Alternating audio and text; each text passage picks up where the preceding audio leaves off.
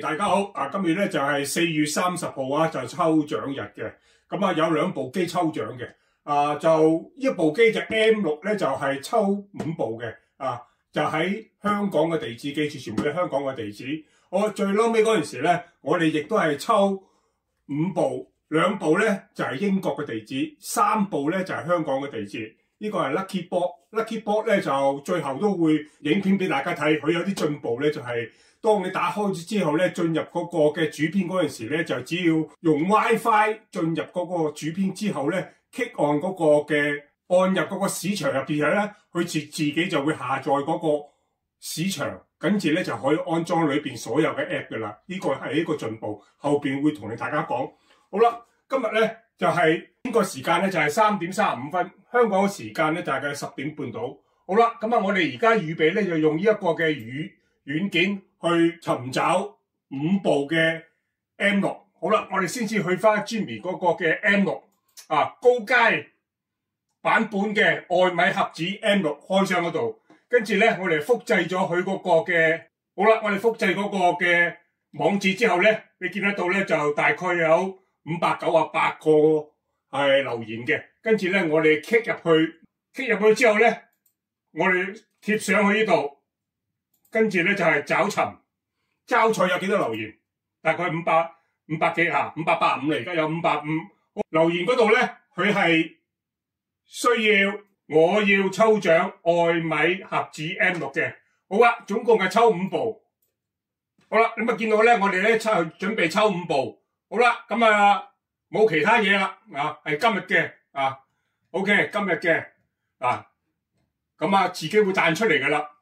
記住，當得獎者之後咧，喺1個星期內當得獎者抽到之後咧，我會 send 嗰個 email 俾佢，記得留意嗰個 email 入邊咧，叫你攞出個香港個地址，希望大家一定係1個星期內咧，就係俾嗰個地址我就會寄出俾大家噶啦。到時候過咗之後咧，我會選擇第2個得獎者噶啦，記住好，準備開始，我要抽獎愛米盒子 M6，開始嗱，呢個就結果嚟噶，5個呢個M6 結果。好啦，呢個結果之後咧，我哋咧將會 send 出個 email 俾佢哋話得獎，記得留低香港嘅地址、email 同埋電話，我會盡快寄俾所有得獎者。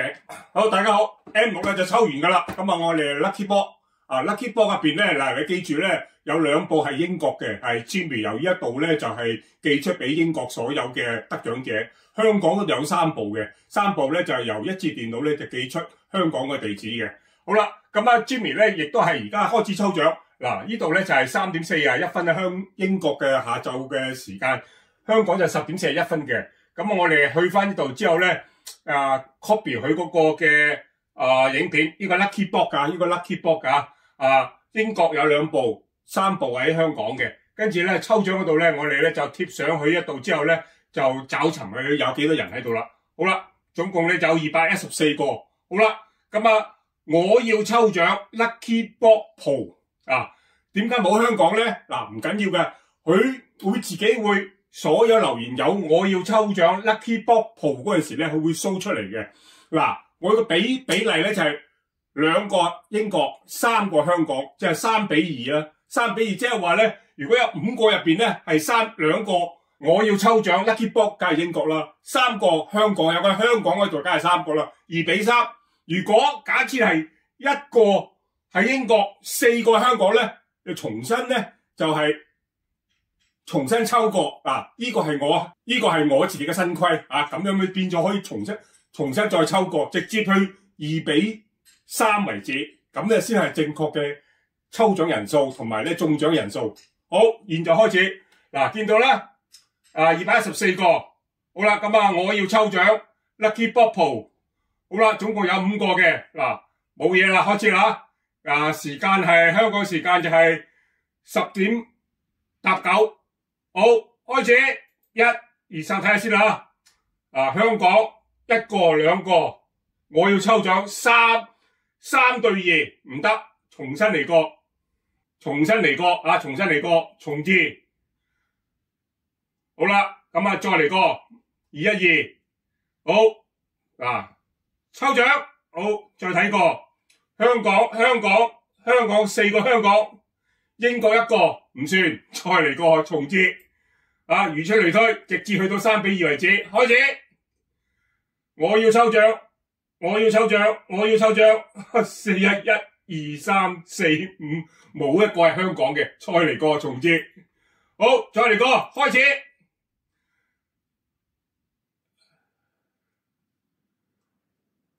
重接，開始，再嚟個。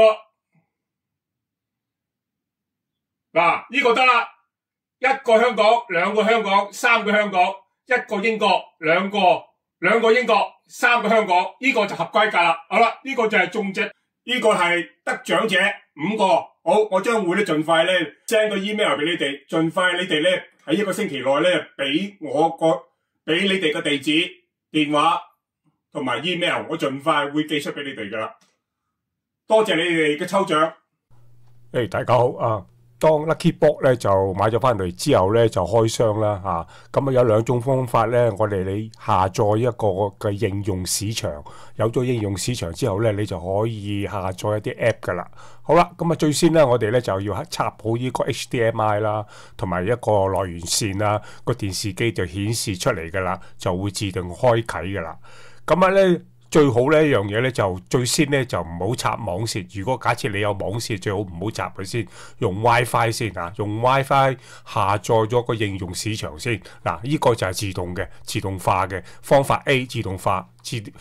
好啦，你跟住 Jimmy 嘅下邊嘅影片咧，去做嘅話咧，你就用 WiFi， 佢又會自動下載個應用市場之後咧，你亦都可以用個 WiFi 直接下載嗰個直播回放咁樣點播嘅3個 app 噶啦，完全可以運行噶啦，用 WiFi 都可以運行。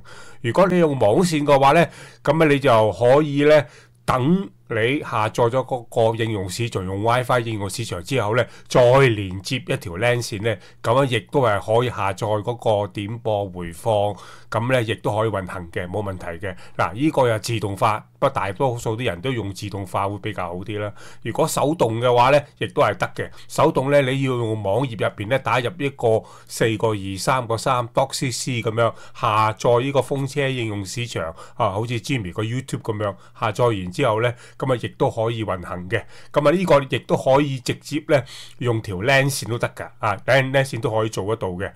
當然咧用 WiFi 會比較好啲啊，因為佢自動下載個應用市場大家要留意呢樣嘢啫。好啦，我哋開機咗之後咧，我哋去語言嗰度咧，當然係選呢個香港嘅繁體啦。選完之後咧，撳 Next 之後咧，再下一步你要見得到咧。如果你 WiFi 嗰度咧，你要自己選啦。好啦，Jimmy 就選呢一個嘅Hello 嘅 WiFi 嗰個密碼。好啦，我哋就打入去。好啦，打入咗之後咧，你Next 之後咧，Next 之後咧，佢就會連接到 WiFi， 跟住你就撳一撳呢個下一步。好啦，你見到 WiFi 密碼已經 Hello 你已經連接到啦。好啦，佢哋連接到之後咧，你見到個應用市場咧仲未下載嘅，你只要咧按一按佢，佢就會自動下載。下載完之後咧，你開啟佢咧，嗰個應用市場咧，你會見得到咧，就會有3個 app 喺度啦。風車直播、風車點播，你只要咧，好啦，就可以完成3個 app 下載後就可以用噶啦。